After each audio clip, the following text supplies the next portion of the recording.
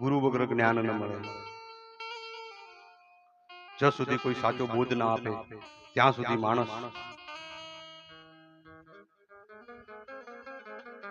એ માર્ગને ઓળખી ન શકે।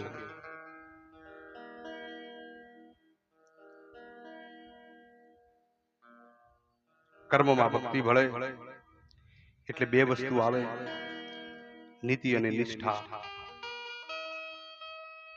જે ખરેખર જે ભક્ત છે એ માણસ કદી અનીતિના પંથે જતો નથી, અનીતિના પંથે પગલું ધરતો નથી।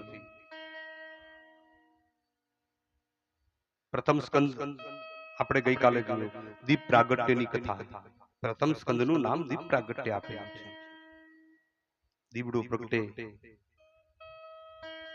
અને એમાં પ્રકાશ થાય। પ્રકાશ થયા પછી બ્રહ્મરંધ્રની અંદર ભગવાન શ્રી હરિનું એ સ્વરૂપના દર્શન થાય। એટલે કે એને દીક્ષા પ્રાપ્ત થાય અને દીક્ષા લીધા પછી એ નિયમોનું પાલન કરવું।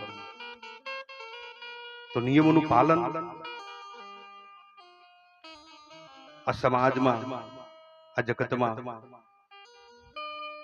નીતિમાં રહેવું, ધંધો કઈ રીતે કરવો, ધન કઈ રીતે કમાવું, પરિવારમાં કઈ રીતે રહેવું, આ બધું આપણને ભાગવત થકી પ્રાપ્ત થાય।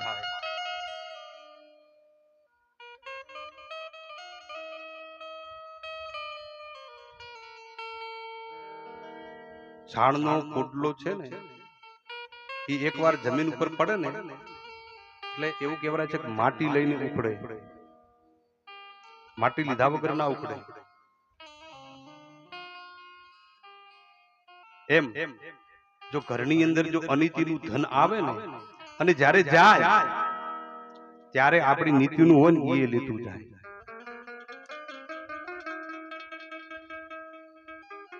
એટલે કહેવત છે કે કમાવું તો નીતિથી, રહેવું તો રીતિથી અને ભગવાન ભજવા તો પ્રીતિથી। પણ આપણે તો બધું ઉલટું જ ચાલે છે। ભજન કરવું તો ભીતિથી, કમાવું તો અનીતિથી અને પાછા સાધુ સંતો પાસે, બ્રાહ્મણો પાસે, જ્યોતિષી પાસે જઈને હાથ જોડવાના, બાપજી શાંતિ નથી। ક્યાંથી હોય હાથે કરીને આમંત્રણ દીધું છે, નોતરું દીધું ભાવપૂર્વક કરીને, એટલે તારા ઘરમાં આવીને એ અશાંતિએ ધામા નાખ્યા છે। हमारी दुनिया के सर्जक हम ही है, कैसी दुनिया हमें चलाना है, वैसे ही तद अनुसार हमें जीना है। આપણે બીજાને જૂઠો બોલતો ન અટકાવી શકીએ, પણ આપણે ખુદ જૂઠું ન બોલીએ એ સંકલ્પ આપણે કરી શકીએ। આપણે બીજાને કદાચ ન સુધારી શકીએ, પણ આપણે જાતે સુધરી જઈએ એ આપણાથી થઈ શકે। કર્મમાં ભક્તિ ભળશે ત્યારે નિષ્ઠા આવશે, અને જ્યારે નિષ્ઠા આવશે ત્યારે કર્મના કુશળતા આવશે। કૃષ્ણ કહે છે કે યોગ શું છે? યોગ કર્મસુ કૌશલમ। ગીતાના બીજા અધ્યાયના 50મો શ્લોક છે।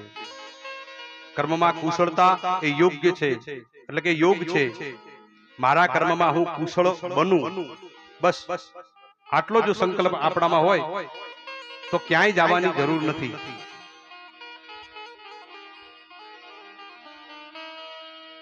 સત્ય જ ધર્મ છે, અસત્ય અધર્મ છે। કોઈ એમ પૂછે ધર્મ એટલે શું?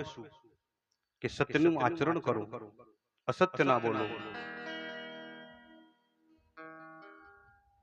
અને અસત્યથી આ જગતમાં કોઈ મોટો અધર્મ નથી અને સત્ય સમાન કોઈ ધર્મ નથી। સત્ય અખંડ છે, એટલા માટે જ સત્યને માનવા વાળો કોઈ એકમ નથી। કોઈ કપડું, જમીન કે પાણી, સમય વગેરે માપ થઈ શકાય, પણ સત્યનું ક્યારે માપ ન થાય, એ અમાપ છે। સત્યને માપવા નીકળો તો માપી ન શકો।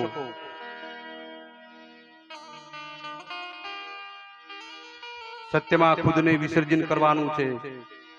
સ્વને સત્યમાં વિસર્જન કરવા માટે જે સાધના છે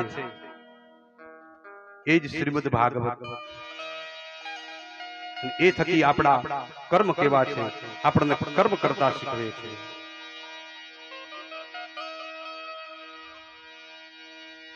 જ્યાં સુધી બિંદુ સિંધુને ન મળે, સિંધુમાં ન જાય, ત્યાં સુધી બિંદુ સિંધુ ન થઈ શકે.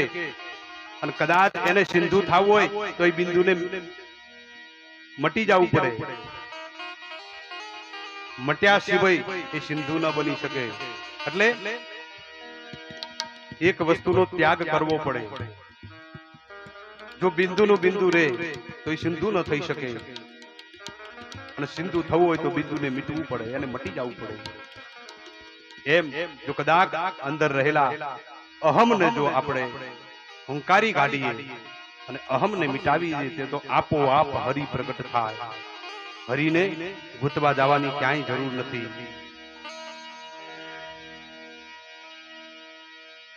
એટલે ભગવાન પ્રત્યે જો પ્રીતિ ન હોય, એના પ્રત્યે ભાવ ન હોય, શ્રદ્ધા ન હોય, વિશ્વાસ ન હોય, તો તમે પરમાત્માને પામી શકતા નથી.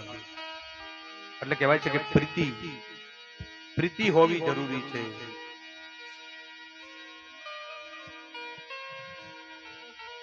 તુલસીદાસજી કહે,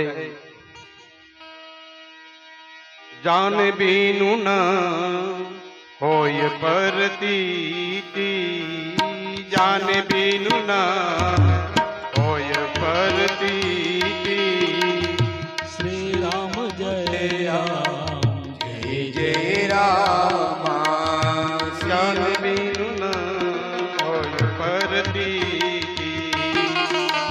શ્રી રામ જય રામ જય જય રામ. બીનું પરતીતિ હોય નહીં પ્રીતિ. શ્રી રામ જય રામ જય જય રામ. જાને બીનું ન હોય પરતીતિ. શ્રી રામ જય રામ જય જય રામ. બીનું પરતીતિ હોય નહીં પ્રીતિ.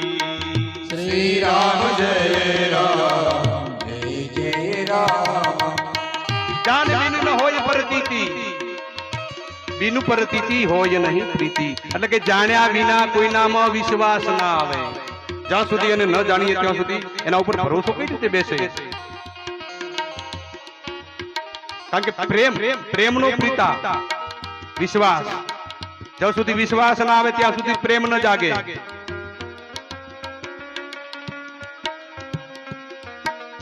તત્વને જાણીશું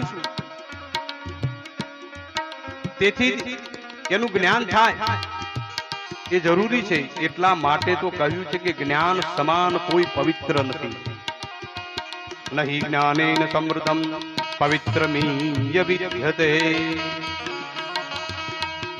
જગતનું, જગદીશનું, જાતનું આ ત્રણેયનું જ્ઞાન થાય, જણાય એટલે વિશ્વાસ થશે. વિશ્વાસ પ્રેમનો પિતા. વિશ્વાસથી પ્રેમ જાગે. જો પતિ પત્નીમાં પરસ્પર પ્રેમ ન હોય તો વિશ્વાસ ન રહે. અને એકવાર દાંપત્ય જીવનમાં જો શંકા ઘૂસી તો સમજવાનું કે પ્રેમ વિખેરાઈ ગયો.